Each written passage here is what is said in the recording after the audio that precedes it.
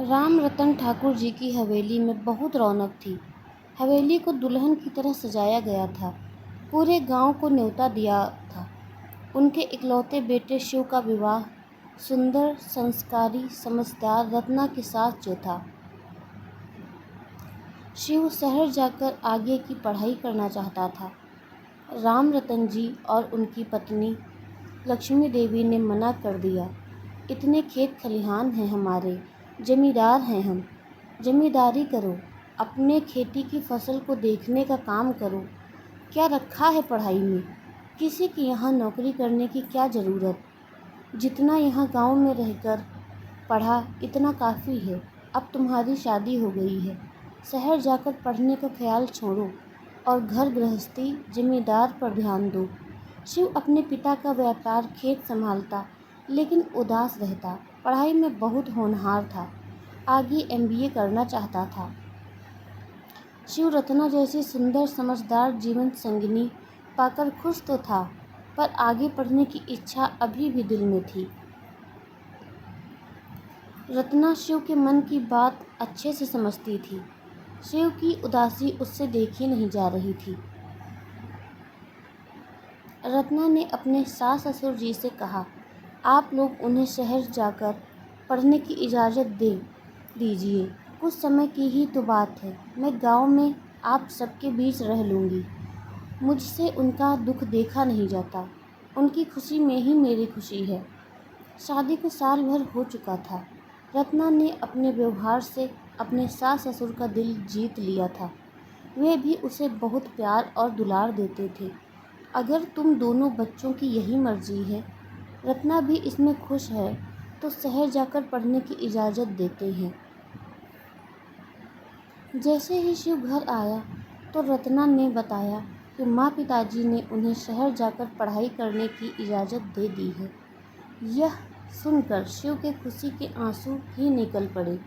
रत्ना का हाथ पकड़कर कहता है कि तुमने मुझे सबसे बड़ी खुशी दी है। मैं कितना किस्मत वाला हूँ जो तुम्हारी जैसी संगिनी मिली।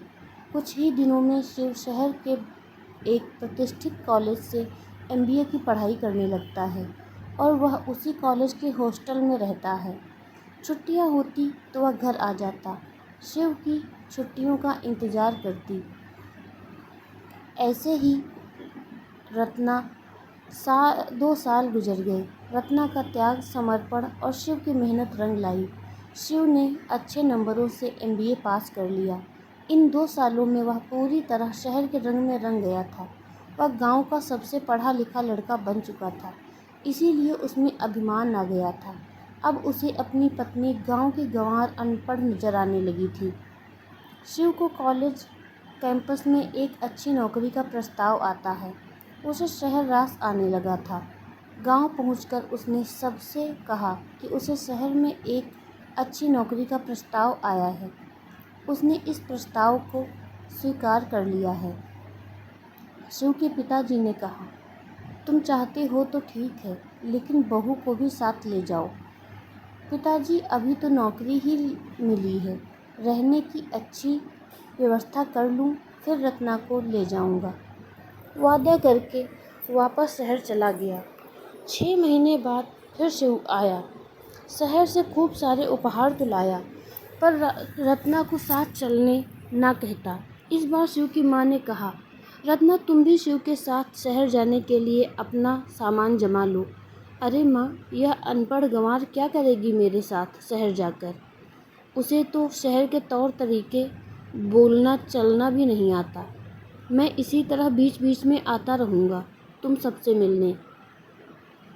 एक शब्द भी मेरी बहू के खिलाफ बोला तो? ऐसा बोलते तुझे शर्म नहीं आती? जिस पत्नी ने तुम्हारे सपने पूरे करने के लिए इतना त्याग किया, नई नवेली दुल्हन होकर भी अकेली हमारी सेवा करती रही तुम्हारी खुशी के लिए। अनपढ़ गंवार बहू नहीं, तुम हो। आज मुझे मेरी परवरिश पर शक हो रहा है। आज तुमने हमें बहू से नज़रें मिलाने लायक नहीं छोड़ा। तुमसे अच्छे तो हम अनपढ़ गंवार लोग हैं, तुम्हारी तरह स्वार्थी तो नहीं। शिव चुपचाप अपनी माँ की बातें सुन रहा था। उसे अपनी गलती का एहसास हो चुका था। उसने रत्ना से कहा, रत्ना मुझे माफ़ कर दो। शहर की चकाचौंध में तुम्हारे त्याग, समर्पण, प्रेम को भूल ही गया। अब मैं इसी गांव में आप सबके बीच रहकर अपनी पढ़ाई का सदुपयोग गांव की तरक्की के लिए करूंगा और मैं तुम्हें आगे की पढ़ाई पूरी करने में तुम्हारी सहायता करूंगा। रत्ना ने शिव को माफ़ कर दिया। माँ पिताजी की आंखों से खुशी के आंसू निकल पड़े। आज शादी के 10 वर्ष पश्चात शिव और रत्ना के 2 बच्चे हैं। रत्ना एक स्कूल में अध्यापिका है। शिव ने अपने पिताजी के व्यापार को आगे बढ़ाया है। आपको यह कहानी कैसी लगी प्लीज़ हमें कमेंट में ज़रूर बताएं और अगर अच्छी लगी है तो लाइक से सब्सक्राइब ज़रूर करें। मिलते हैं अगली कहानी में। धन्यवाद।